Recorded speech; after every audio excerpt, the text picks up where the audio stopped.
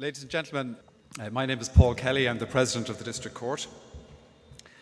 Príomh-Breitheamh ar id Zlí, Ardaine, agus a gcuoine uaisle go léir, is cúis áthais dom agus is é manor agus mar frihléid 100 míle fáilte a chur roimh chuig an ócáid starúil agus bródúil doing, sé 100 bliain ó teachta bhaim ach na cuairtean de lí níd agus fios a chathair. Chief Justice, Minister for Justice, Attorney General, Chief Justices and Court Presidents from the European Union, Chief Justice Sanjeev Khanna from India, Chief Justice Hamis Juma from Tanzania, Lord Justices from the United Kingdom, colleagues and distinguished guests. It is my great honour and privilege to bid you our traditional Irish greeting, Céad Míle Fáilte, 100,000 welcomes, here today to what is for us in Ireland an occasion of pride and celebration, the 100th anniversary of the establishment of an independent court system for an independent Ireland.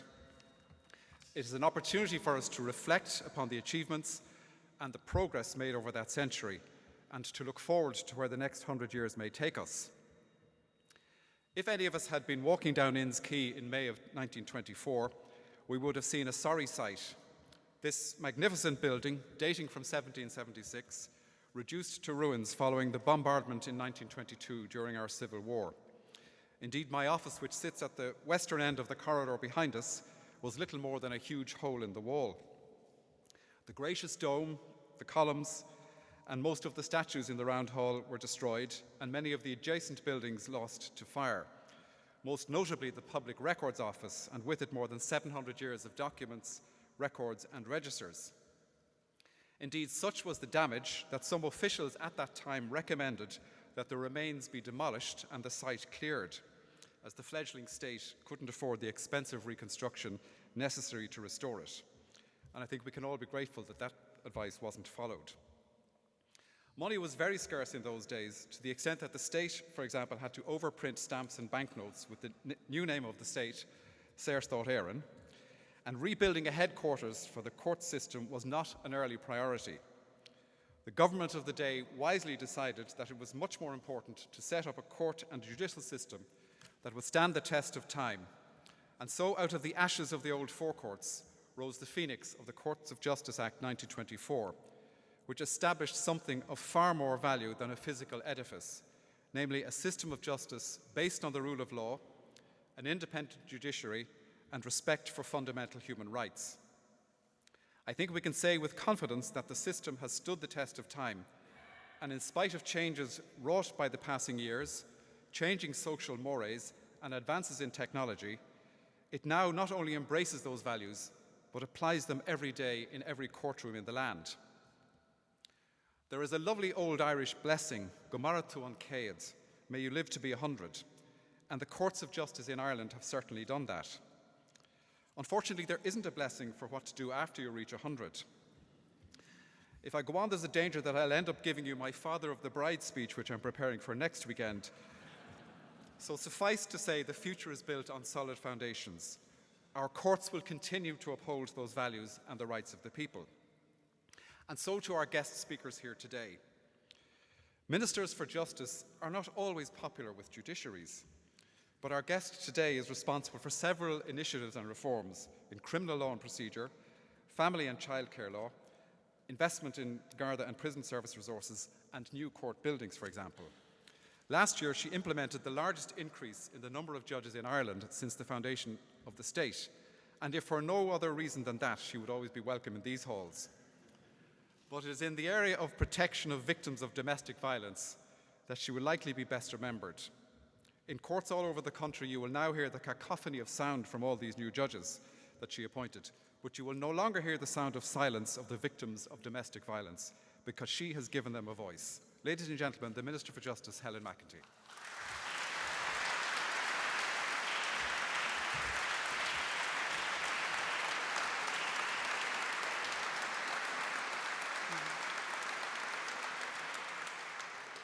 Thank you very much, President Kelly. Well, Chief Justice, President Lenaerts, President O'Leary, members of the Judiciary of Ireland and international members of the Judiciary, Garda Commissioner, deputies, senators, distinguished guests, ladies and gentlemen, is more an honour agus pleasure dom bheith anseo aniu. It is a real honour to be with you here today on what is such an historic occasion. Many thanks, President Kelly, for your very kind introduction, and indeed to the Chief Justice for your very kind invitation to speak here today. As I look across what is an absolutely magnificent room, and I fully agree, aren't we glad that they hadn't demolished everything and started from scratch. A room that has witnessed so much history over the last 100 years, and indeed in the 126 years preceding the bombardment in 1922. It is fantastic to see so many distinguished faces, so many familiar faces from the judiciary, past and present, from the legal profession, government departments and other institutions of the state. Your unwavering commitment to serving those who interact with our justice system is truly commendable. The august, of course, and the international nature of this gathering, I think, really is a measure of the respect of which the Irish judiciary is held right across the world, with visitors, as we've heard, from the United Kingdom, from our European courts, as far away as India and Tanzania, and of course those from just down the road as well. You are all very welcome. I thank you for making the trip to Ireland, and of course we hope that you will enjoy today, that it will not just be an enjoyable event, but also that you will have a little bit of flavour of the insights into the history, the development and the modernisation of our court service. The early 1920s, it was a frenetic period of nation building as Ireland moved to preserve democracy, to secure a new state, to begin to build an independent society, and over the decades that followed, a thriving economy. That included, of course, establishing many new institutions of state, of course, including our own independent courts. And the Courts of Justice Act 1924 stands as a central piece of legislation in Ireland's history. This foundational act was instrumental in the establishment of our nation's distinct court system, our district courts, our circuit court, our high court and Supreme Court, and of course with the addition of the Court of Appeal in 2014, these independent courts have for a century undertaken the administration of justice in our society. Over the past century, I think the court system has significantly reshaped Irish society, our democracy, and of course our place in the world. If we look at its social impact, in particular, if I can, we are drawn towards cases such as the Supreme Court's decision in the Synod case. This in itself led to significant implications for provision of education of individuals with disabilities in Ireland. This ruling, stemming from a modern interpretation of Article 42.4 of the Constitution, sparked discussions throughout society for far more comprehensive supports for adults and children with disabilities, prompting calls for policies, for better legislative frameworks to address their educational needs. And this is something that we are still building on to this day. Similarly, cases such as McGee and of course the X case have had profound implications for women's rights, for reproductive rights in Ireland. The McGee case over 50 years ago, it led to the legislation of contraception in Ireland. The X case then later on in 1992 was the start of a lengthy discussion towards access to abortion in this country, which ultimately led to the 36th Amendment of the Constitution only recently in 2018. The Norris case, of course, proceeded beyond our own national courts to the European Court of Human Rights and led to life-altering changes in our social acceptance of LGBT people. And just as our courts have influenced our society, so too have they shaped our democracy. Maguire versus Arda underscored the concept of separation of powers within the framework of the Constitution of Ireland. In a significant 5-2 majority decision, the Supreme Court established that the Oireachtas possesses the authority to conduct investigations and inquiries, provided that they are pertinent to the legislator's constitutional duty of lawmaking, but also clarified that Parliament's power does not extend to inquiring into the behaviour of individuals that could interfere with their constitutional rights to do their job. There is no doubt that cases like these, and many others, too many to mention, have served to strengthen and to uphold the public's strong trust in Ireland's independent judiciary.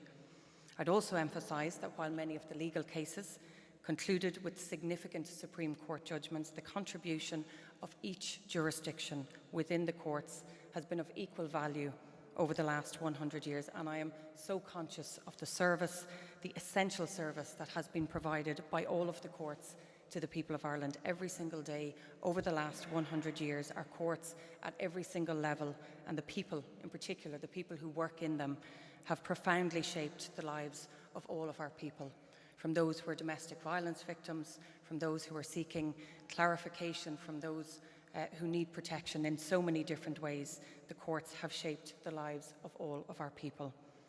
And so as we reflect on the last century, on the establishment of Ireland's modern and independent court system, it is important to stress and to understand that a cornerstone of our legal system is the independence of the judiciary. It is its foundation. It's not just a characteristic of a democratic society, it is its foundation, and that must be supported in a practical sense. Supporting this crucial foundation, it ensures that justice can be administered impartially, free from external pressures and influences, and upholding the rule of law. More recently, to further strengthen and to support this independence, the new Judicial Appointments Commission will be established later this year, and it will continue to uphold best practice into the next century. The Judicial Council was established recently as well in 2019, an independent body to ensure public confidence in the administration of justice, that it's maintained, and to promote judicial excellence and independence.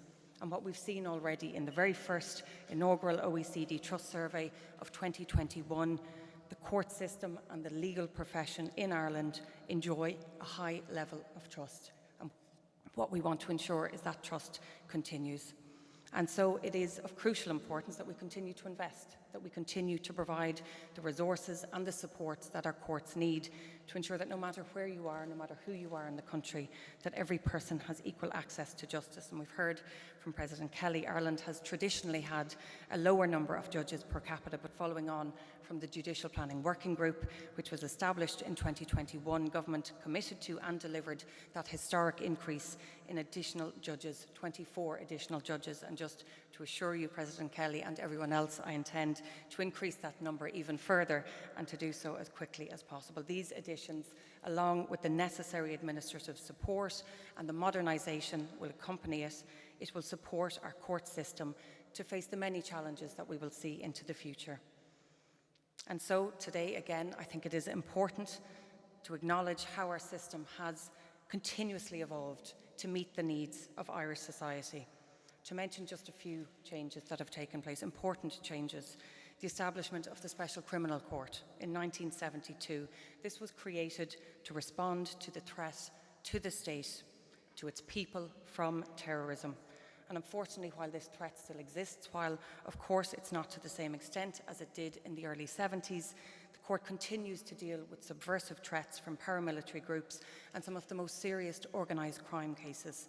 It serves to eliminate the real risk to jurors, to potential jurors, by subversives and organised crime groups. And of course, like so many here, I believe that trial juries should be preserved to the greatest extent possible, but we could not and still cannot ignore the threats that are posed by such groups. Shortly after the establishment of the Special Criminal Court in 1973, we of course joined the EEC, the European Economic Community, again transforming our partnership with our European counterparts. Ireland's active engagement with the European Court of Justice has empowered our courts to guarantee the consistent application of EU law. It has also allowed us to participate in initiatives that enhance judicial cooperation, that contribute significantly to protecting individual rights. This commitment extends not only within our borders, but throughout Europe, promoting legal certainty and harmonisation across member states.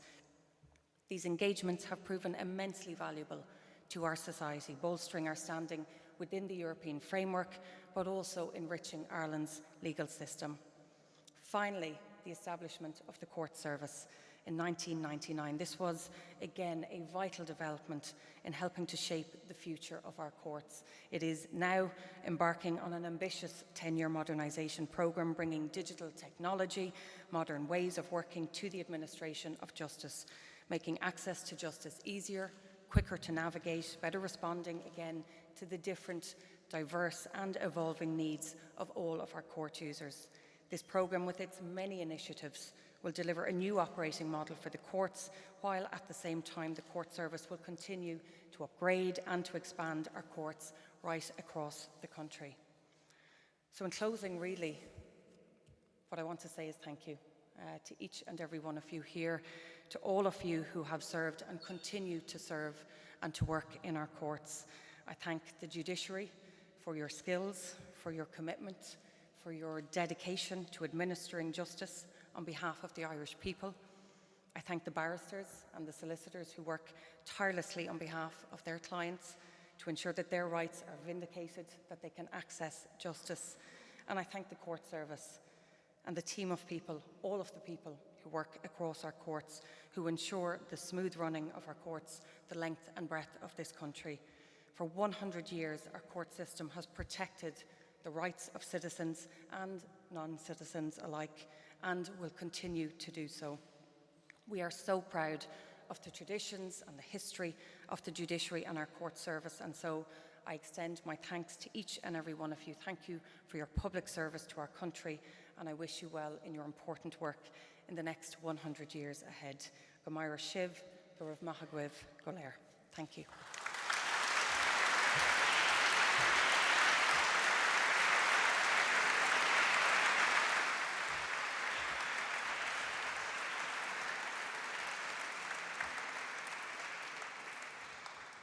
Thank you, Minister, and I think we're going to hold you to that commitment about the extra judges. Our next speaker is a man with a very distinguished academic record. He also exemplifies the varied ways in which a person can achieve judicial office. A professor of European law at the Katholieke Universiteit Leuven and a visiting professor at Harvard Law School, he was appointed a judge at the Court of First Instance of the European Communities on its establishment in 1989. He was appointed a judge of the Court of Justice in 2003 and elected by his peers for 2 successive terms as President of Chamber, before becoming Vice President of the Court of Justice in 2012. He was then elected President of the Court of Justice in 2015 and continues to serve in that role. It's our great honour to welcome President of the Court of Justice of the European Union, Koen Lenaerts.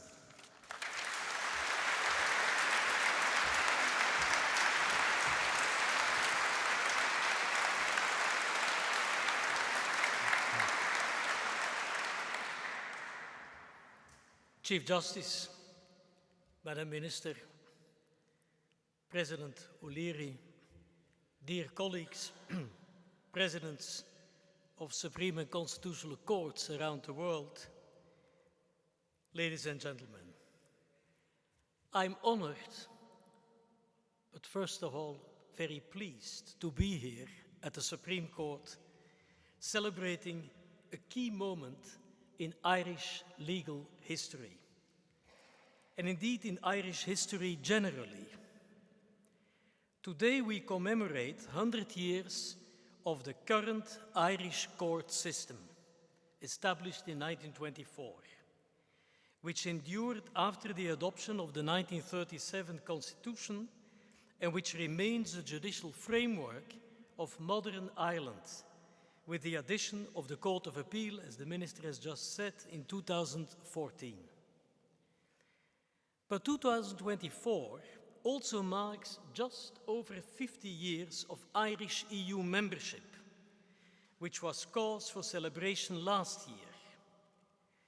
For half of a century, Irish courts, in cooperation with the Court of Justice of the European Union, have played a vital role in guaranteeing that in the interpretation and application of the EU treaties in Ireland, the law is observed. To date, Irish courts have made over 150 references, many of which have contributed tremendously to the development of EU law.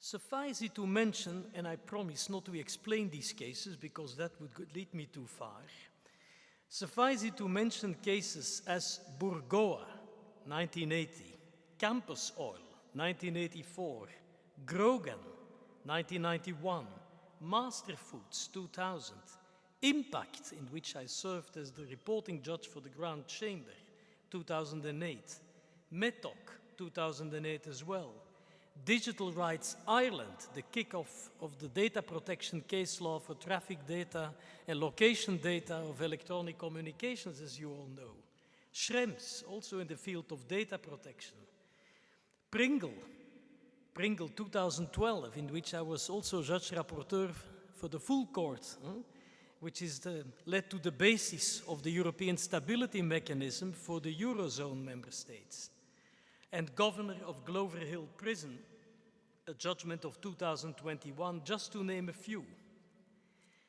The EU judicial network would not be complete without our Irish friends and colleagues. Ireland's common law tradition has positively influenced the Court of Justice's case law, building the law following a stone-by-stone approach from one case to the next, distinguishing between lines of case law and giving value to precedent are all features of the common law tradition that one may find in the case law of the Court of Justice of the European Union.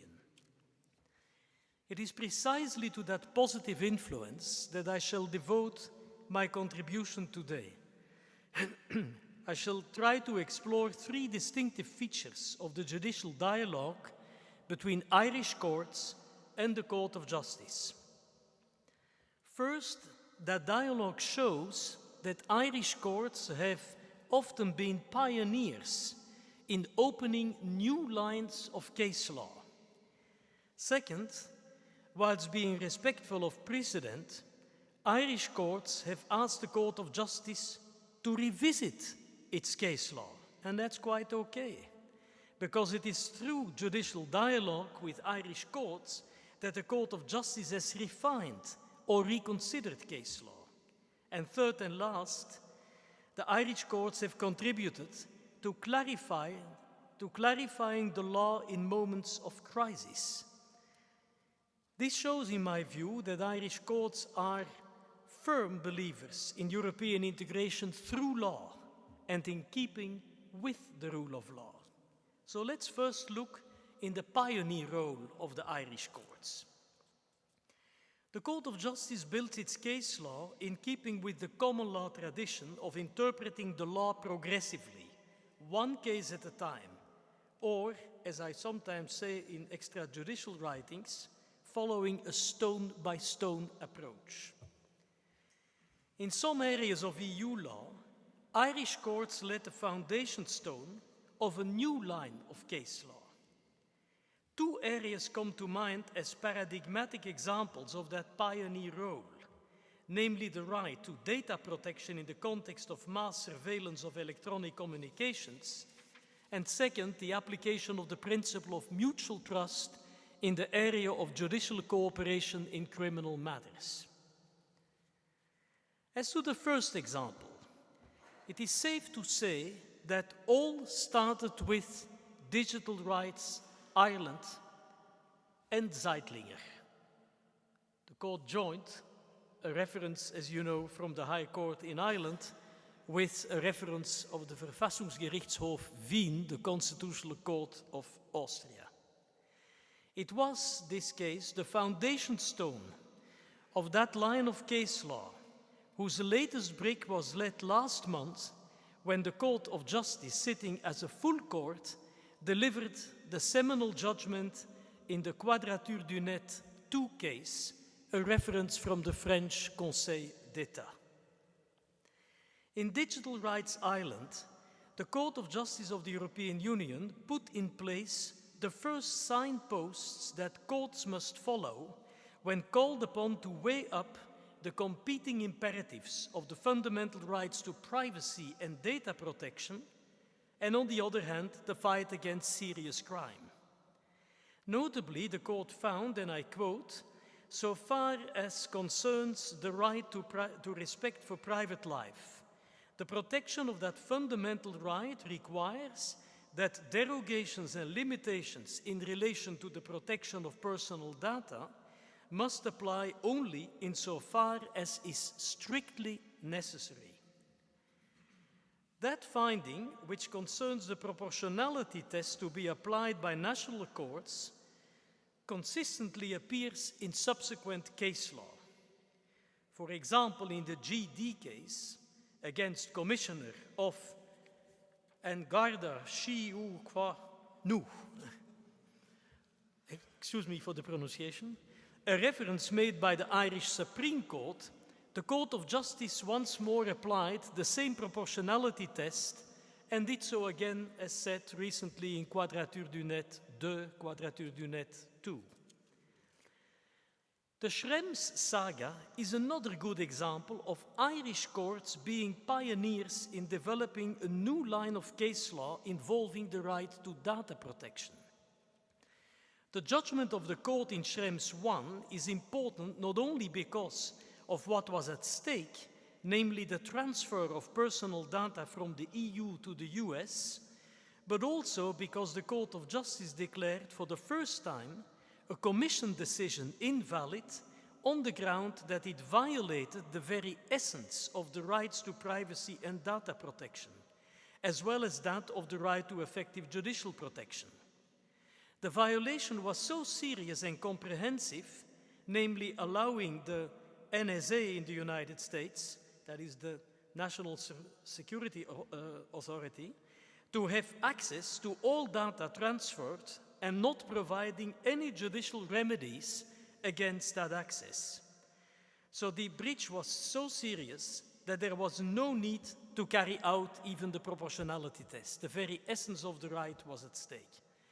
And the facts of the case are also interesting. Schrems at that point in time was a student, but an Austrian student who sued here because Facebook has its headquarters in Ireland, European headquarters.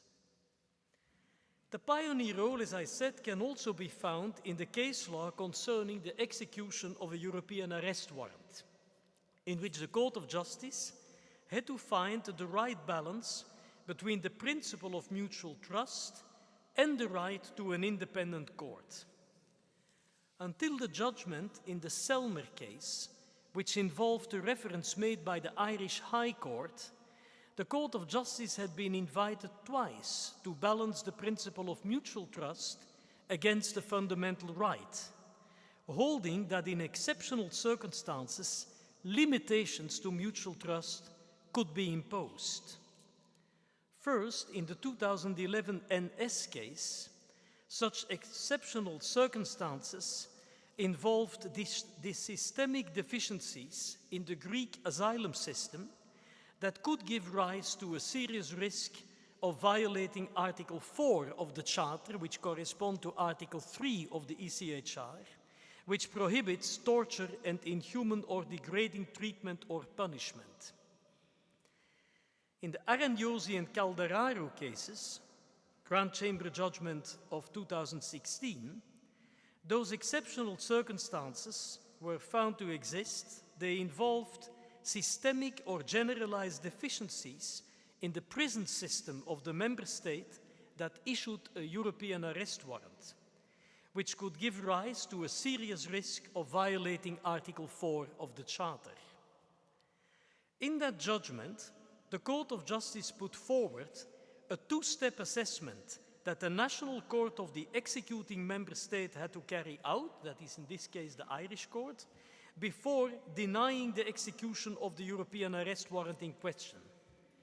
The first step focuses on the situation of the prison system of the member state concerned as a whole, whilst the second step looks at the circumstances of the case at hand.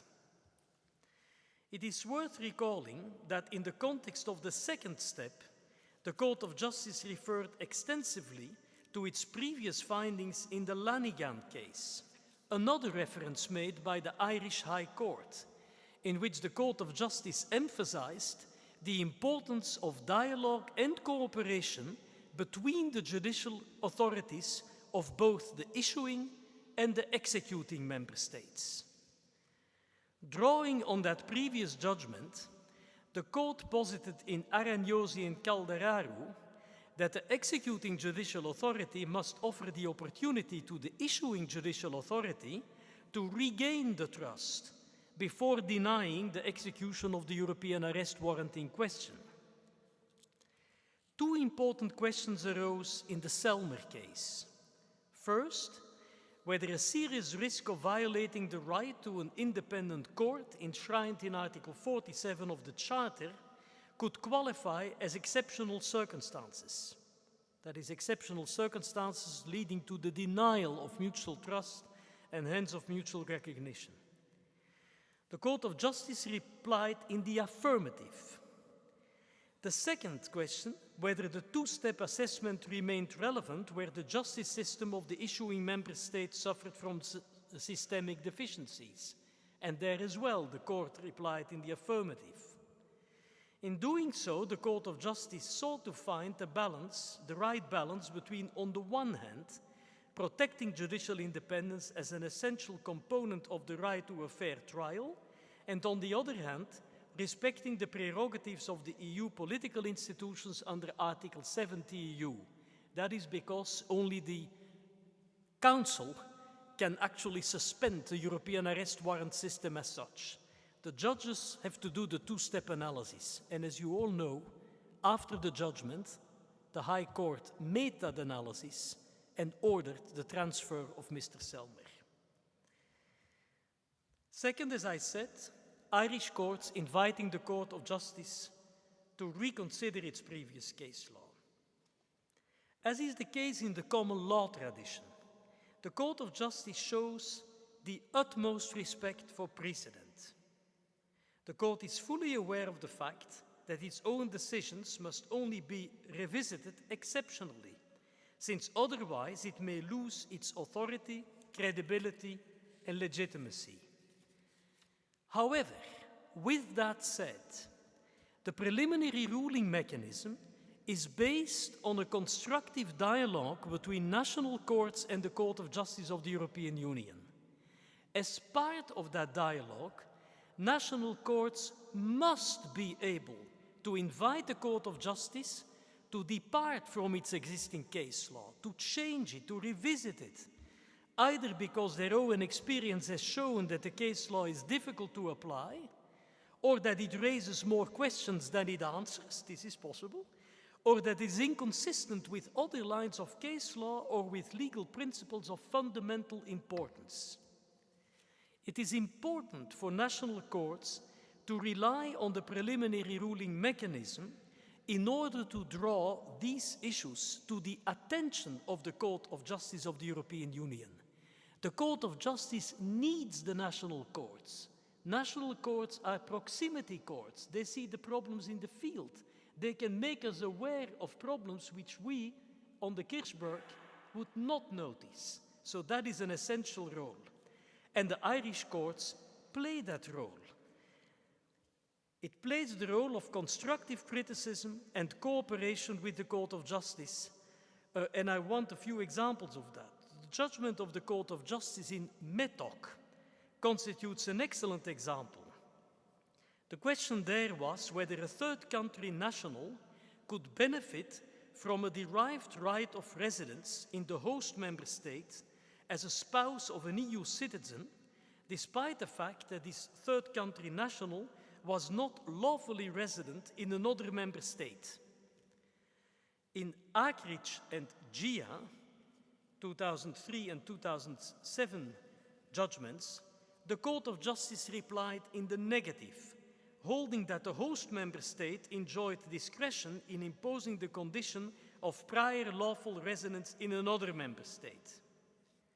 However, in Métoc, which concerned a reference made by the Irish High Court, and having taken notice of the criticism of the High Court to our earlier case law, the Court of Justice revisited that recent case law. Métoc plays in 2008, so it's only 5 years after Akric and only 1 year after Gia. The Court of Justice held, and I quote, that conclusion of the earlier cases must be reconsidered. That's what you call in the common law an overruling, right? The benefit of such rights cannot depend on the prior lawful residence of such a spouse in another member state. Indeed, the Court of Justice reasoned that if Union citizens were not allowed to lead a normal family life in the host member state, the exercise of the freedoms that are guaranteed by the treaty would be seriously obstructed. That was exactly what the High Court submitted to us as the reason for reconsidering the earlier case law. I've been sitting in that case, I remember very well. That was so regardless of the existence or absence of prior lawful residence in another member state. So METOC serves to illustrate that the court is open to change its mind through dialogue and to develop its case law as a living instrument that evolves and tries to cope with an ever-changing world. And finally, the dialogue in times of crisis. Last but not least, Irish courts do not shy away in times of crisis when confronted with difficult cases involving highly politically charged or sensitive questions that attract the attention of the media. I'm referring here to the seminal judgment of the Court of Justice in the Pringle case. The Pringle case, which you know in this audience, so I'm not going to tell you what the case is about, but it is important at two levels.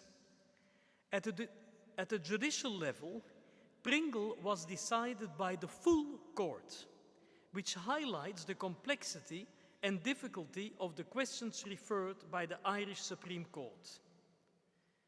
I can tell you I was the judge rapporteur in that case, and I have to say it was not an easy task because the Supreme Court had asked the expedited procedure. So we had, within a matter of 2.5 months, to decide the case with all 27 judges involved.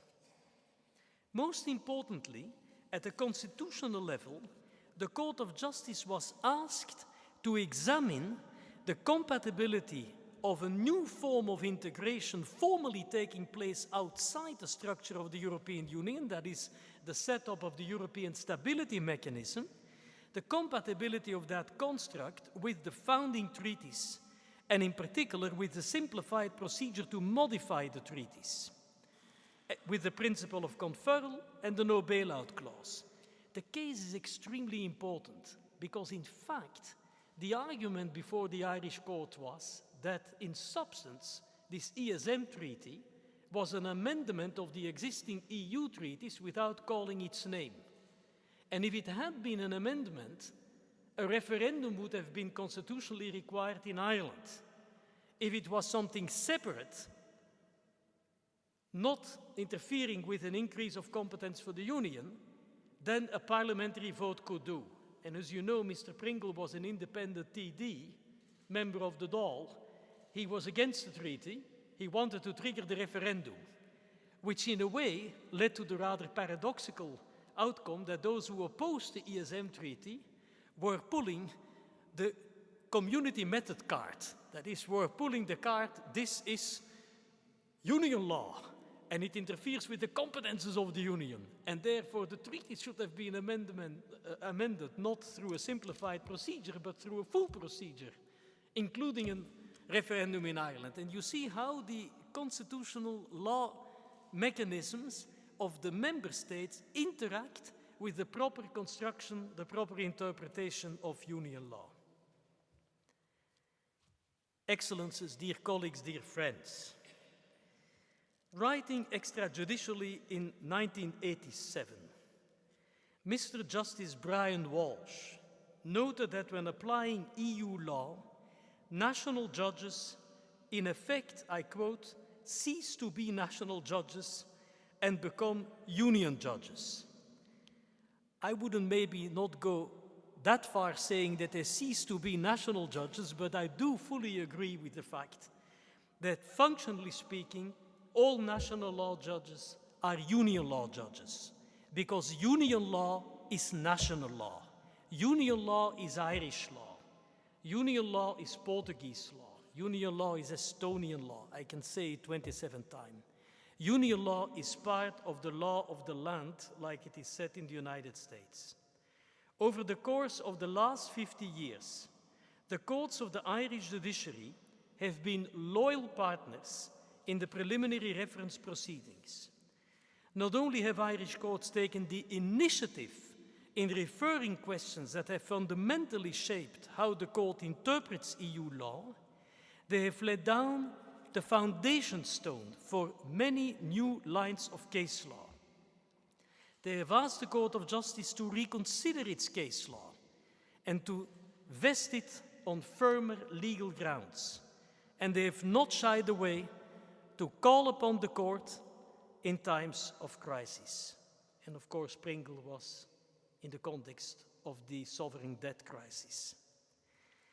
The dialogue between Irish courts and the Court of Justice is, in my view, a shining example of European integration moving forward through law and in keeping with the rule of law.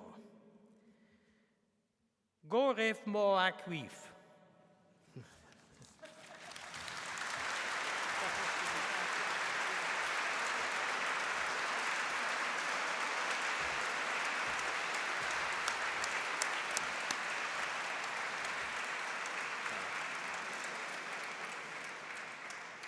Gurv Mahagut, President Lenaerts.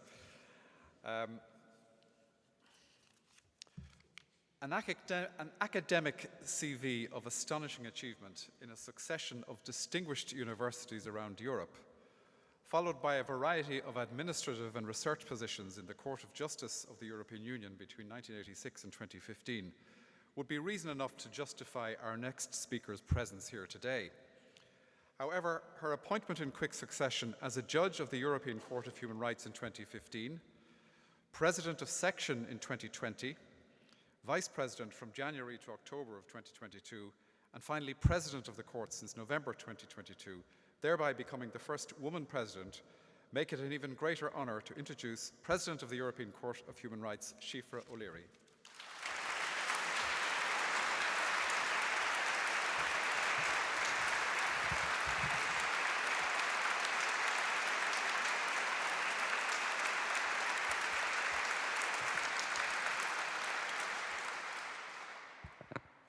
President Kelly, Minister McEntee, President Lenaerts, Chief Justice, distinguished guests. It's a real honour to represent the European Court of Human Rights at this centenary event, and for an Irish woman on home turf, it's a real privilege.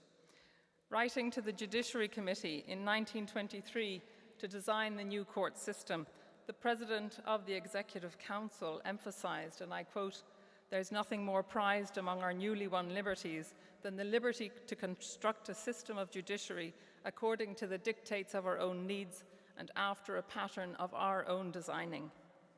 How curious it would have been for members of that committee to have had sight of today's programme. 100 years hence, the enduring and independent court structure which they would conceive would be celebrated in front of a distinguished audience, including presidents of Supreme Courts of EU member states, with short interventions from the Belgian president of a European court based in Luxembourg, who came to Monkstown to master English, and the Irish president of a different European court based in Strasbourg, who went to Belgium to hone her French. In contrast to EU law, a subsection of Article 29 of the Constitution, and the dualist nature of the Irish legal system meant that the Convention was not to be considered part of domestic law for many decades. It was and is not directly applicable within the national legal order. When the Convention was incorporated as part of the new constitutional settlement on the island of Ireland, which stemmed from the Good Friday Agreement, incorporation was at sub-constitutional level and subject to the very deliberate terms specified in the 2003 Act. This choice dictated and continues to dictate the legal effects of the Convention within this jurisdiction, its interaction with the Constitution, and both the manner in which Convention arguments must be framed before Irish courts, but also the terms of Irish courts' engagement therewith. Before touching on those judicial terms of engagement, I think it's important to remember that Ireland was both a total outlier and a pioneer when it came to the Convention.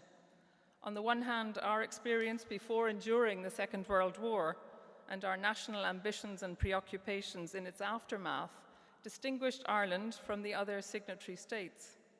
On the other hand, Ireland's pioneering status was reflected in its being one of the first convention signatories, the first state to recognise the jurisdiction of the European Court of Human Rights, the first state to see that jurisdiction exercised with reference to it as a respondent state in lawless against Ireland, and the first state to introduce an interstate case which culminated in a European Court judgment. When the Convention was referred to in a recent Supreme Court judgment in Costello, I see the author of the judgment in the audience, on the constitutionality of the ratification of CETA, it was considered as being, and I quote, long being a favourite of the law and our constitutional order. And yet this favouritism expressed itself for some times in terms akin to those employed by an overly strict parent rather than an admiring or loving one. In 1957, in Rio Lawlish, the then Chief Justice insisted, and I quote, "The Oireachtas has not determined that the Convention is to be part of the domestic law of the state, and no argument can prevail against the express command of the Constitution before judges whose duty it is to uphold the constitutions and the laws." In their early phase of relations, the Irish and Strasbourg courts thus appeared to stand in relative isolation from each other. No doubt, each court system duly recognised the role and standing of the other, but they weren't in those early times, in any true sense, interlocutors. The persuasive influence of the Strasbourg court was, of course, increasingly referenced by a cohort of Irish judges. The first members of that cohort might have been regarded, at least on the type of questions which tended to find their way to Strasbourg in the 1980s and the 1990s, on the liberal side of Irish legislative and judicial debates of that time. They would be later joined by judges returning to the superior courts after stints on the Luxembourg and Strasbourg benches, judges for whom European law was no longer a foreign legal tongue. However, in these early years, the Strasbourg and Irish courts were operating on different frequencies then set by the Constitution and the Convention, with questions of interaction either underdeveloped or unresolved.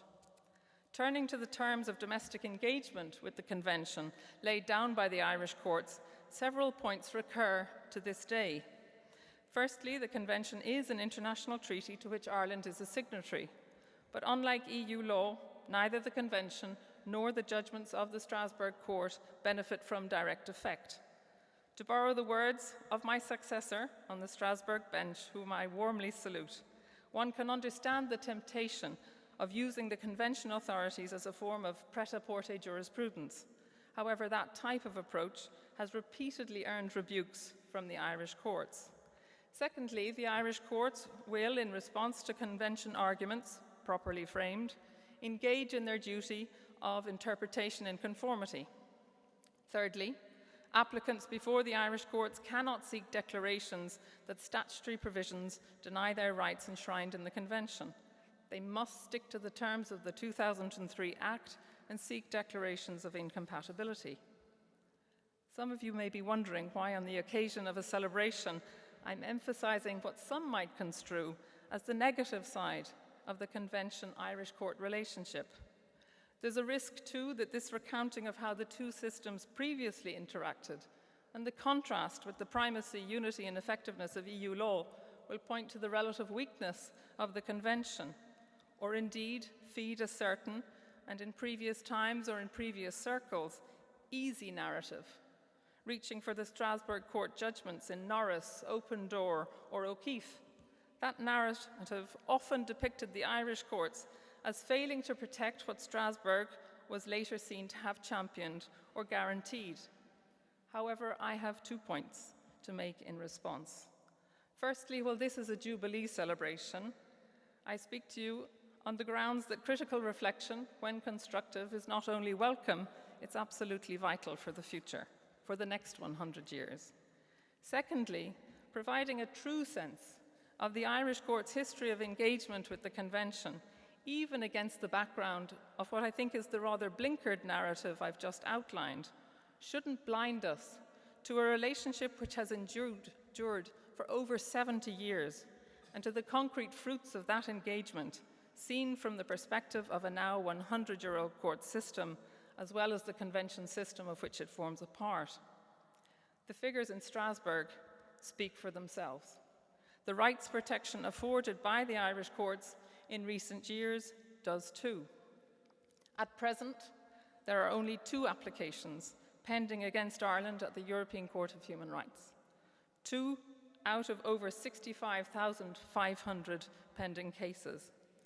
Based on our primary statistical measure of convention embeddedness across the 46 domestic systems, namely the number of applications pending per 10,000 inhabitants, Ireland's ratio in 2023 was 0.04. The convention average is 0.53. This ranks Ireland 45 lowest of all 46 convention states, 0.01 off the United Kingdom. I have 6 weeks left to get that number down.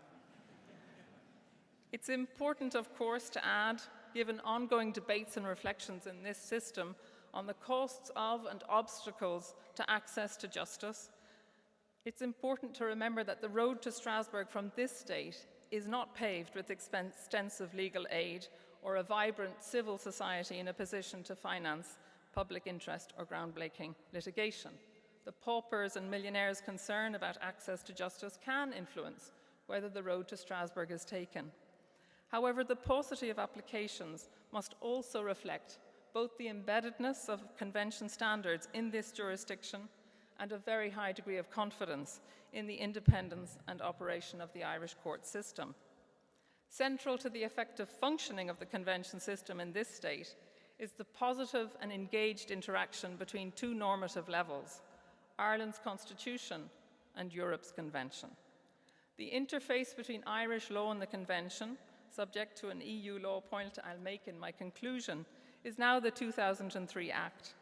Its provisions, to varying degrees and in different ways, act as sluice gates in terms of legal challenges before the Irish courts, the form and sequencing of the legal arguments presented therein, and the judicial reasoning which may ensue.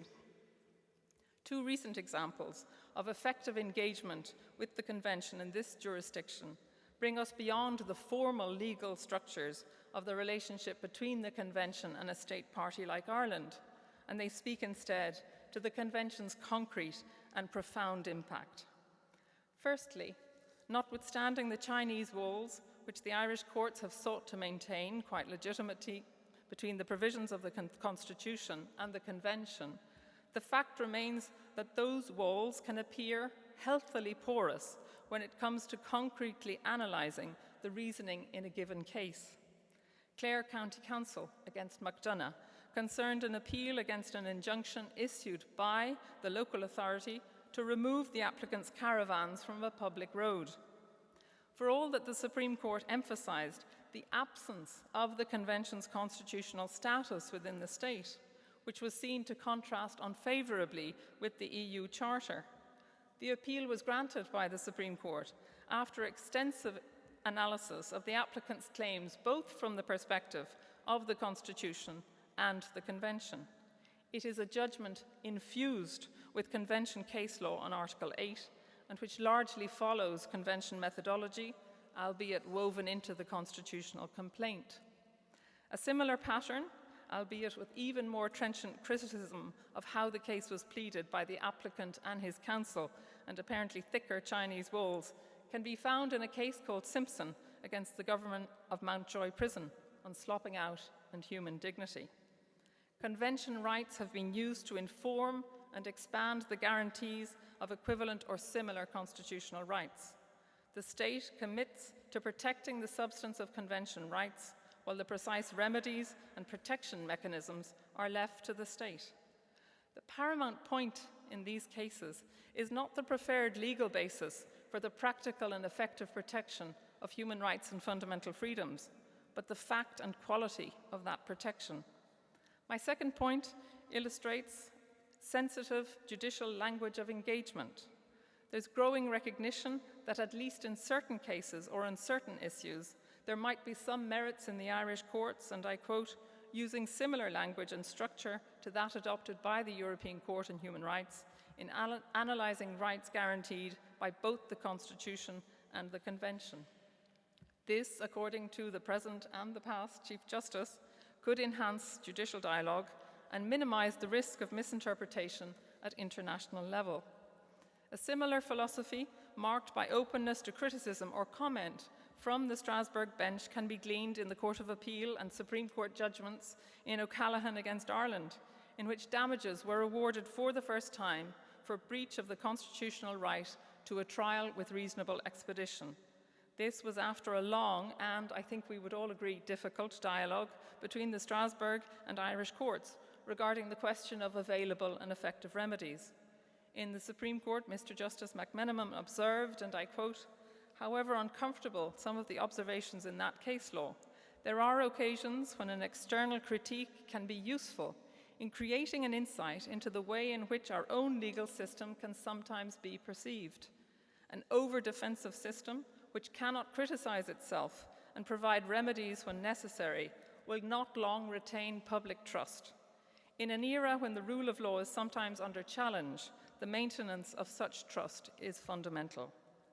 Given that my intervention is intended as a prospective retrospective, what does the future hold? I'll limit myself to 4 points.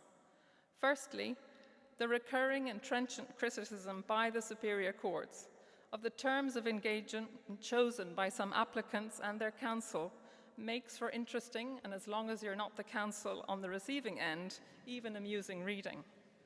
However, the recurring nature of the rebuke points to an important point, which affects the work of all judges, national and European, EU and non-EU here present.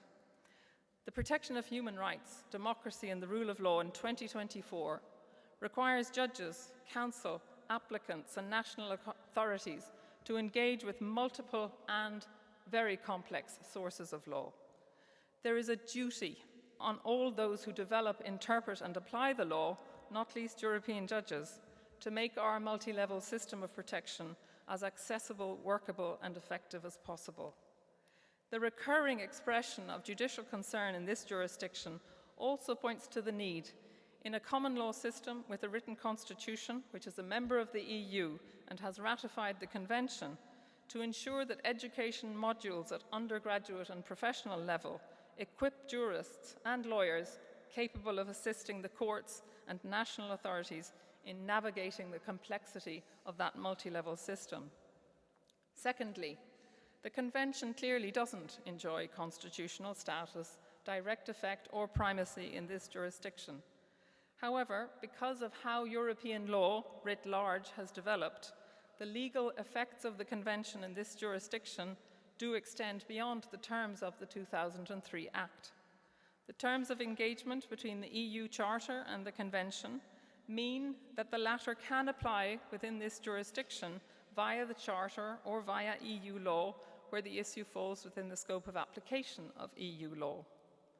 If, in the words of President Lenaerts, the EU Charter is the shadow of EU law within its scope of application, out with that scope, it is to national constitutions and to the European Convention that citizens have and will turn. It's clear that the Convention and the Constitution cannot overlook EU law, but neither can EU law ignore the former two. In this triangular relationship of courts and legal orders, which all seek, in essence, the same objective, hierarchies or being hierarchical are not helpful.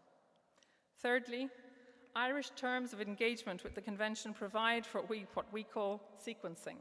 For our visitors, this means that in any action challenging the constitutionality of a legislative provision or rule of law, together with the compatibility of the provision with the Convention, the constitutional claim must be considered first.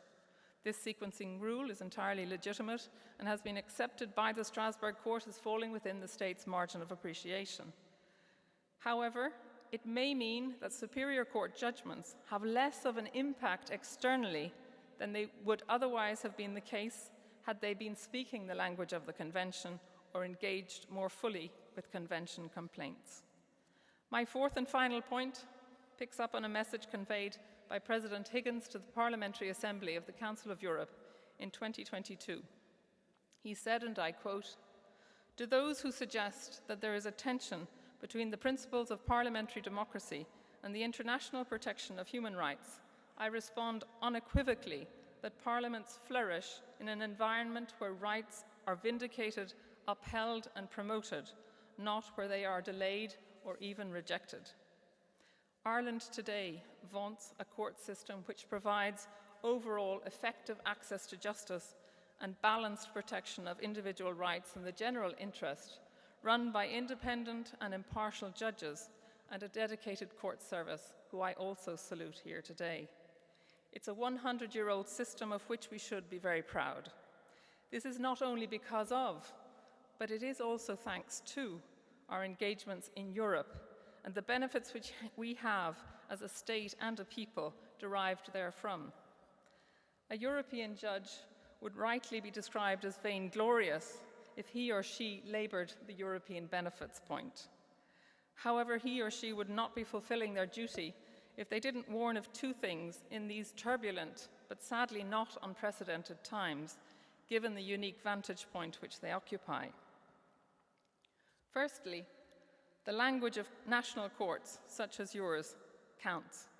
Signs of pushback, perceived or real, against external judicial intervention can be quickly harnessed by other courts or authorities sharing the same convention legal space.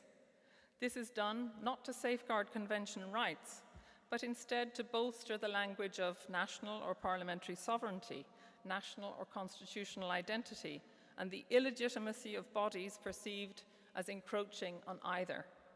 When such discourse takes hold, courts, but particularly international courts, are sitting ducks.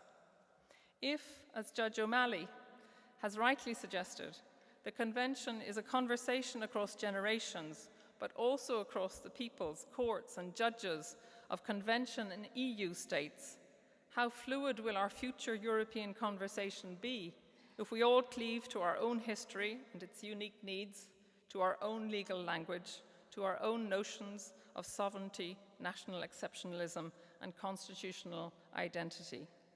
If we stand today in independent nature, don't turn our backs on the multilateralism that helped to render us truly independent. Secondly, the beneficiaries of a court system such as the one we celebrate today shouldn't underestimate how quickly the essential scaffolding of modern, effective, pluralist, and tolerant democracies underpinned by the rule of law can be dismantled and ultimately removed. Courts, which form an essential part of that scaffolding, cannot alone resist the dismantling process, but they do and will play a fundamental part in seeking to uphold the Constitution and European values which ultimately we all gather today to celebrate. Thank you very much.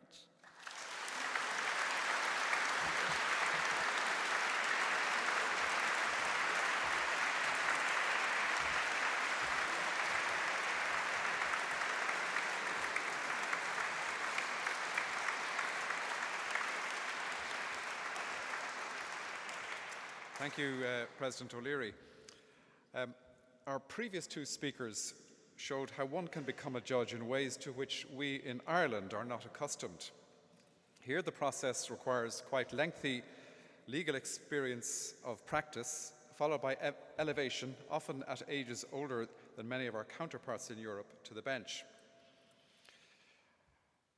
Our final speaker and our next guest, however, I can safely say was a born judge. His distinguished father, Turlough O'Donnell Sr., was a judge of the Northern Ireland High Court and later Court of Appeal. A formidable orator from an early stage, he won the Irish Times debate in 1978. The list of major constitutional cases in which he acted when at the bar, both in the Irish courts and those of the European Union and the European Court of Human Rights, are testament to his forensic skills, recognised in 2010 when he became one of a very few barristers appointed directly to the Supreme Court, and more recently in 2021 when he was appointed the 13th Chief Justice of Ireland. Irish Times editor Ruan McCormack said, "He has a reputation for elegant writing and a socially liberal approach, perhaps influenced by his fondness for quoting famous Irish writers and poets, whom I won't name, in his speeches." Please welcome our Chief Justice, Donal O'Donnell.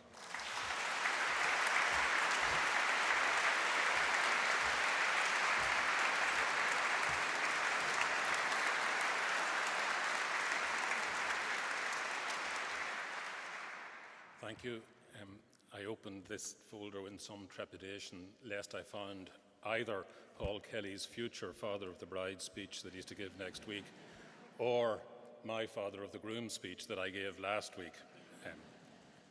Minister McEntee, President Lenaerts, President O'Leary, Attorney General, Commissioner, distinguished guests, I would like to enumerate you all by name, but I'm afraid to give offence by omission, but I'm going to fall back then on the generic but entirely genuine word, friends.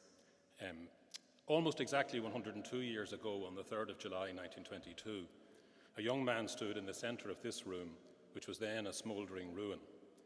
He was one of the first on the scene after the end of the bombardment and the massive explosion and fire that destroyed the building. He was C.P. Koen, who was to become a noted figure in Dublin cultural life, a writer, theatre critic, artist, historian, and a particular expert in architecture and plasterwork. Koen was a friend of James Joyce and left a beautiful memoir of Joyce's student days. He was standing among the ruins of this room in order to report to another friend, the new Attorney General, Hugh Kennedy, on the damage done to the building. Koen was also a trained lawyer, and therefore he was perhaps the only person with sufficient knowledge to appreciate both the craftsmanship in the sculptures and friezes in the building and the legal events and individuals that they commemorated. And he was perhaps the person best placed to assess the damage done to the building and, as importantly, the legal system that it was a home to. He described in vivid terms how the Great Dome had collapsed and the destruction of the many statues that stood in the alcoves around this round hall, one of which he described as having the consistency of cream cheese. C.P. Koen is an interesting figure in more ways than one. In due course, he would become the Registrar of the Supreme Court and a close collaborator with the new Attorney General, Hugh Kennedy. Kennedy would become the first Chief Justice of the Irish Free State almost exactly 100 years ago. And as Attorney General, he was the principal draftsman of the Courts of Justice Act 1924, which established the structure of the court system which we have today. But one of C.P. Koen's great skills was his capacity to retain friendships with a disparate group of people spanning all political complexions and most artistic disciplines. Most of you will know, but some of you may not, that the bombardment of the Four Courts in 1922 was the commencement of the Civil War, which was to drag on for almost 2 years and leave a bitter legacy that ran through Irish life for the next century. The dispute between the pro and anti-treaty sides created a sharp binary division that tended to obliterate all other nuances in Irish life. Later, the force of critiques like that of James Joyce of the Ireland that he had left behind and which he observed becoming increasingly pietistic created a further division that has tended to skew our understanding of that era. And amid the power of these different critiques, much nuances can be lost. And it's useful, therefore, to look at the events through the eyes of C.P. Koen, who was capable of appreciating both the beauty of the past and the radicalism and idealism of the new generation which was emerging. Another figure in the same vein, through whose eyes we can now usefully look at the events of 1924, was T.J. Byrne, the state architect at the time. In 1922, this building lay in ruins, as Paul has said, and there were powerful forces arguing against its renovation. Byrne, however, convinced W.T. Cosgrave, the first president of the Executive Council of the Irish Free State, that the Four Courts, as part of our built heritage, should be rebuilt. For 10 years, work was undertaken on the Four Courts with a limited budget, but considerable ingenuity and enthusiasm. But it would be a significant error to describe the work as simply a restoration. Some aspects were indeed beautifully restored, like this round hall and dome, and the four classic courts around it, the courts of King's Bench, Common Pleas, Exchequer and Chancery. But the opportunity was also taken to substantially remodel a building which was more than a century old and which contained a warren of dark rooms. And very appropriately, the new Supreme Court was an entirely new construction, and the features around that court, with its beautiful walnut panelling and 1920s lighting and clock, which can be seen today, all date from that era. And what T.J. Byrne supervised in terms of physical work echoed what was being done in the court system. He took the best of this building, discarded features which no longer served their purpose, and replaced them with contemporary features, so that the building became not a monument to the colonial past, but a functioning courthouse for an independent future. And this process mirrored an evolution and a radical restructuring of the legal system in the 1924 legislation, which retained those aspects of the common law system which were thought useful, quietly jettisoned others, and introduced innovations which would later be adopted in other jurisdictions and come to be regarded as normal. Now, the fact that it took almost 2 years from the foundation of the state to establish the court system, which was after all required by the Constitution, might be said by the cynic, and let's face it, the court system is not without a few cynics, to be the first example of the law's delay in the new state. But in fact, history shows something quite altogether different.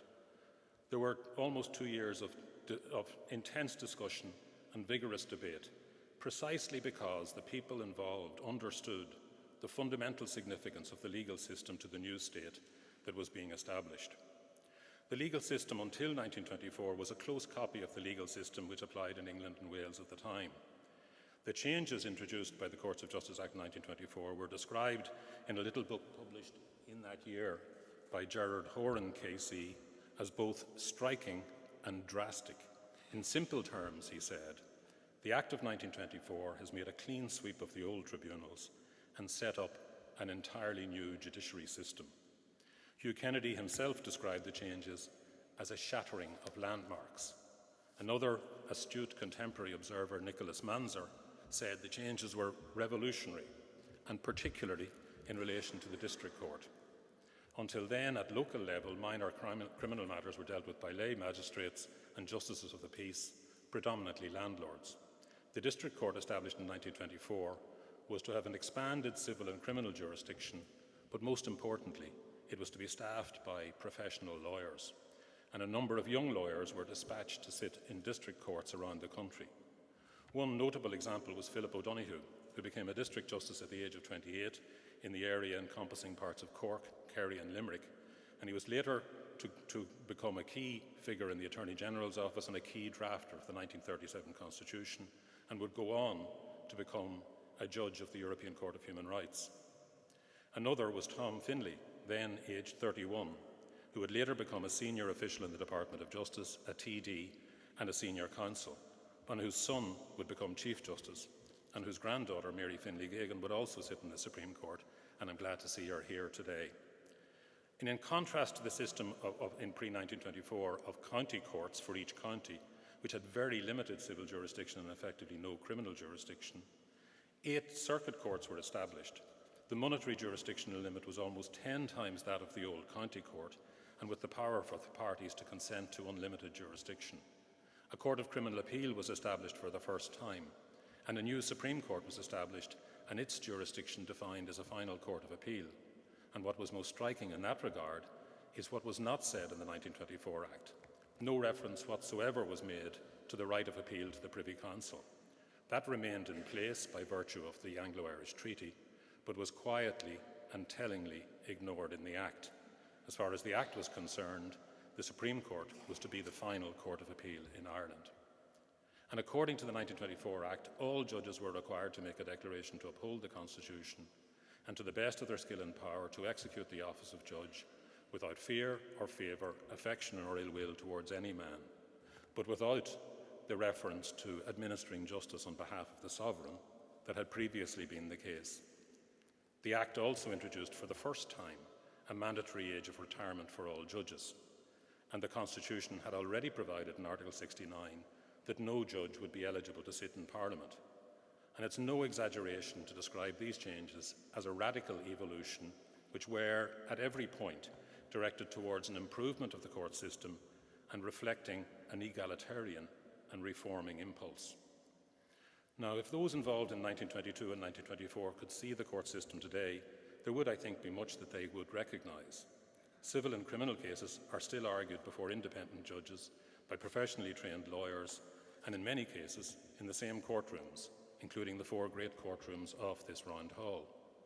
But they would be surprised, and I hope impressed, by many of the changes that have occurred in the last century. The observer from 1924 would surely be struck by the difference in judiciary and the legal professionals appearing in those courts most notably in terms of gender balance. They would also be astonished by the legal business that is now transacted outside courtrooms in major law offices. And they would be surprised, I think, by the extent to which cases are now case managed in advance, written submissions are required, time available for argument is limited, and of course now the availability now of video link and remote technology. And if they listen closely, they would, I think, notice the extent to which the business of the courts is taken up not just with criminal law, tort, contract and property disputes that they might recognise, but also with matters of public law, constitutional law, judicial review, asylum, European arrest warrants and environmental matters. And when the new Chief Courts were opened on the 11th of June 1924, Hugh Kennedy, the new Chief Justice, said, as you can see here, "This is surely a precious moment, the moment when the silence of the Gael in the courts of law is broken, the moment when Irish courts are thrown open to administer justice according to laws made in Ireland by free Irish citizens." And I think he and his listeners would be particularly pleased to see then how much of the business of the courts is now involved with the law of the European Union and the European Court of Human Rights. C.P. Curran said that Kennedy and the drafters of both the Constitution of the Irish Free State and the 1924 Act looked very deliberately to Europe and indeed to the US. And the collection of modern European constitutions that the state compiled in 1923 became a minor classic, found its way to India, where permission was given for its printing in 1934 in Madras, and where it has been constantly reprinted, and became a key resource in the drafting of the Indian Constitution of 1949-50. And that was only one of a number of Irish influences upon the Irish Constitution. And so we are pleased and honoured, therefore, to be joined by senior judicial figures from India, Tanzania, from the Supreme Courts and Constitutional Courts of Europe, and our good friends in the United Kingdom. We have been privileged to hear addresses from the President of the Court of Justice of the European Union, Koen, Lenaerts, and the President of the European Court of Human Rights, Síofra O'Leary. As Paul has said, the first Irish person to hold that position and the first woman ever to do so. And I would like to particularly welcome the Lady Chief Justice of Northern Ireland, our neighbouring jurisdiction, whose legal history is intertwined with that of ours. However, the object of an occasion like this is not merely to commemorate and to celebrate. It surely allows us, indeed requires us, to take stock and to re-engage with the same spirit of radical evolution and indeed idealism that was present in 1924.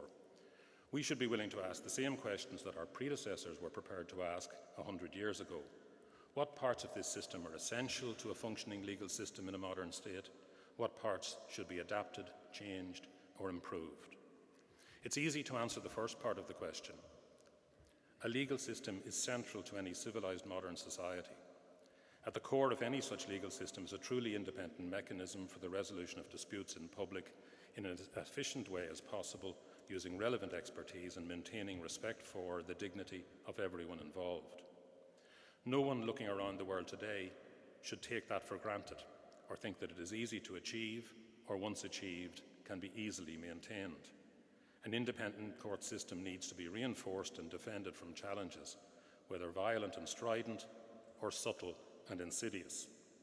It's easy to say that an independent court system ought to be maintained, but it's a job that demands the attention of us all, whether we work as judges, practicing lawyers, whether we work in the court service, departments of government, or indeed in non-governmental organisations. That is the precious legacy of the last 100 years. It is more important in today's world than even in those turbulent and uncertain days of the early years of the state, that we do everything we can to reinforce that system and to pass that legacy on to future generations. One thing from 1924 that we can jettison is the idea that a court system can be run and justice delivered to the people of Ireland simply by appointing judges and allowing them to sit with, as it were, a pencil and paper in increasingly ageing courthouses, relics of a colonial era dealing with an ever-increasing workload of growing complexity and with limited and outdated resources. The Judicial Planning Working Group referred to by the Minister was established in 2021. It delivered its report last year. The report recognised the fact that Ireland had the lowest number of judges per capita in Europe and had been historically under-resourced for most of the 20th century. It recommended the appointment of 44 judges before the end of 2024, and that additional judicial positions should be determined by review in 2025 of the need for more judges up to 2028. In addition, the report, underpinned by a comprehensive OECD study, recommended a review and restructuring of the way in which the courts do business, a more planned approach to judicial appointments, and appropriate and enhanced resources to support the judiciary. And I'm very happy to acknowledge that the report has been accepted by the government, and as the Minister said, the first tranche of judges have been appointed. And following the publication of the JPWG report, I established a judicial implementation group which has been extremely diligent in engaging with other actors in the justice system, particularly the Department of Justice, in order to ensure that the anticipated benefits can be maintained. I think it's already apparent that there's almost a direct linear correlation between the number of judges appointed and the efficiencies achieved as a result in reduction of backlogs. But addressing the backlogs created by COVID-19 pandemic and reducing historic backlogs more generally is, however, only part of what is required. It is entirely appropriate to acknowledge the very significant institutional reforms that have taken place in recent times to improve the legal system. The establishment of the court service, a judicial council with a strong educational function as well as a disciplinary one, reform of the judicial appointments system, the establishment of a court of appeal, and the consequent major reform of the jurisdiction of the Supreme Court. Other very positive developments have been the building of new courthouses across Ireland, first with the Criminal Courts of Justice complex here in Dublin, subsequently new courthouses in Letterkenny, Limerick, Kilkenny and Drogheda, and the proposed dedicated family law building in Hammond Lane just across the road, with 19 new courtrooms and ancillary rooms and facilities will, I hope, contribute to the significant improvement of the way these most difficult and personal disputes are dealt with and help to ensure that they are addressed in a calm, supportive environment that respects the dignity and worth of every individual involved. And there has been significant investment in the court service modernisation programme, which seeks to use new digital technology and modern ways of working to make access to justice easier and quicker to navigate for court users. I don't have time today to list all those changes, but they include technology-enabled courtrooms, a digital jury system, commencement of work on a unified case management system, a new digital desktop for staff and judges, and a new family information resource. And the court services journey on this important 10-year programme is now well underway. Very recent technological developments in the Supreme Court include a new website which goes live today and no doubt will be populated by images of this event. But we have also agreed in principle to run a pilot project commencing before the end of this year to consistently broadcast hearings in the Supreme Court. This will not be and is not intended to be a very elaborately produced service. The resources of the Supreme Court and the court service do not allow for the production of a full state-of-the-art video service as is provided for in some other Supreme Courts, and we are therefore working on the best technical solution that we can offer. However, if the position is that the Supreme Court hears legal argument on issues of general public importance, my colleagues and I consider that arguments in such cases should be as widely available to the public as possible. That said, there is in my view a very clear distinction between this type of hearing and hearings in other courts, particularly trial courts, where very different considerations apply. And I would not anticipate at this time that there would be or should be televising or streaming of proceedings in other courts. But we will engage with interested parties in advance of any proceedings being broadcast, and we will review the pilot project in the light of the experience and feedback gained. All of these recent and proposed developments have been successful, and I hope will be successful, but they should increase rather than satisfy our appetite for reform. They have occurred against a history of a century of underinvestment in this system and against the background of a rapidly changing country with significant population growth, an increase in the type of disputes coming to court, and an increase in their complexity. What we should be looking to do in the next century is to improve the conditions in which justice is administered in every courtroom. It is not simply a question of the number of cases disposed of. It's a question of how they are disposed of. That involves giving judges the time, space, and resources to carry out their function in the best possible way, which in turn allows justice to be administered in an efficient way that is respectful of the dignity of the parties involved. And all of these changes have to be made in flight, as it were, while the system is operating on a daily basis, and there all are and always will be challenges to be overcome. But it should not just be a question of playing catch-up. we should take this opportunity to try to put in place the foundations for the next century. And I hope that the experience of the Judicial Planning Working Group can represent a step change in the approach to relationships between the courts and other branches of government. The independence of the judiciary does not mean the isolation of the judiciary, and should certainly not mean the neglect, even if benign, of the court system. The administration of justice performs a vital role in a modern state based on the rule of law, a model which is under increasing threat and which we should not take for granted. We all have a shared interest in the delivery of an efficient court system, and that requires transparent and robust structures for engagement with the executive and, where appropriate, the legislative branch, which respect and reinforce the separation of powers. Now, returning to where I started 100 years ago, this building was in ruins. When it was restored by 1932, it housed only 9 judges of the Supreme Court and High Court, and a few judges of the Circuit and District Court, and ancillary offices and staff. The building is now required to hold nearly 50 judges, with a vastly increased demand on courtroom space, increased workload, and the requirement for ancillary support staff who are scattered throughout the building and some adjoining buildings. The working conditions and supports fall well below what would be taken for granted in even a medium-sized law firm, and that leads to inefficiency, loss of momentum, and an inability of judges and the team that supports the courts being able to collaborate in a way that the business of the courts requires. This building is now beyond bursting point, and I hope it will be possible to identify a suitable premises to house a modern administrative and judicial office system for the 21st century, while preserving this building for its core historic function of hearing cases. It is unusual in European terms, for example, that in the modern world a Supreme Court is not located in a dedicated building. But there are advantages and pleasures to working in such a historic building, but doing so should not come at a sacrifice to support, facilities, or efficiency. This building will always be an important symbol for the administration of justice in Ireland. In my view, it should continue to be the place where the cases of most public importance are heard and decided in a calm, respectful, dignified, and historic environment. But just as in 1924, we have to make it work in a modern world. In addition to reorganising and modernising administrative office facilities, we should not forget the process of making this building reflect our legal culture. If you look up, you will see 8 blank curved rectangular panels just below the dome. In 1922, 4 of them were occupied by beautiful friezes, which were lost in the conflagration. Drawings of these friezes are still held in the Irish Architectural Archive.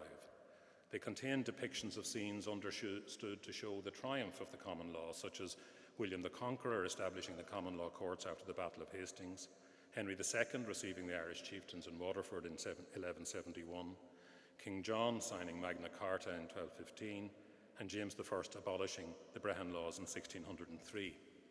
It was always anticipated that the 4 other panels would be added to as time went on. When they were destroyed in 1922, it was perhaps not surprising that self-evident considerations of politics coincided with those of costs, and it was decided they would not be restored or replaced. I'm glad to say today, however, that the Office of Public Works, under the direction of the State Architect Kieran O'Connor, are now undertaking an exciting project, both to restore the 4 original panels and to commission works to fill 3 more panels to tell the story of Irish law since 1922 in its Irish and European context. And consistent with James Gandon's original vision, 1 panel will be left to be completed in the future.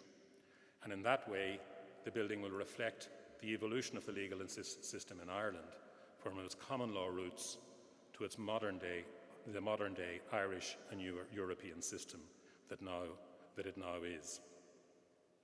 The area around the Supreme Court has recently been upgraded and refurbished, and some of the beautiful 1920s lighting and equipment have been restored and upgraded. I would draw your attention to one small but significant addition. Outside the Supreme Court, there's an oval opening in the ceiling which lets in light from the floors above. We have taken the opportunity to set out on that oval the words of Article 40, Paragraph 1 of the 1937 Constitution in both Irish and English. Aritar Gorobinan in a person dana, na sirani illa ilahar and lee. All citizens shall, as human persons, be held equal before the law. Although these provisions were contained in the text of the Constitution for the first time in 1937, they express something that ran through the 1922 Constitution and the changes made in 1924. And the inscription, to some extent, echoes and complements the inscription on the Bridewell courts at the back of this building: Fiat justitia ruat caelum, let justice be done, though the heavens fall. These words, in Irish, English and Latin, are placed in these prominent locations, not as a description and certainly not as a boast. They are instead both an inspiration and a challenge to us. A challenge as we hurry through this building and all court buildings, whether as judges, lawyers, litigants, or as the successors to C.P. Curran as staff and officers of the court service. A challenge to raise our gaze and our sights, to connect with the evolutionary radicalism and idealism of the generation of 1924, and to strive each day to live up to those ideals. And a reminder to ensure that justice is to be administered to every person coming before the courts in those great words we inherited from the common law system and which we adapted and made our own 100 years ago in the 1924 Act that we celebrate today, without fear or favour, affection or ill will. That is what the founders of our system 100 years ago believed in and worked for. It is our job to carry on that work into the new century. Thank you.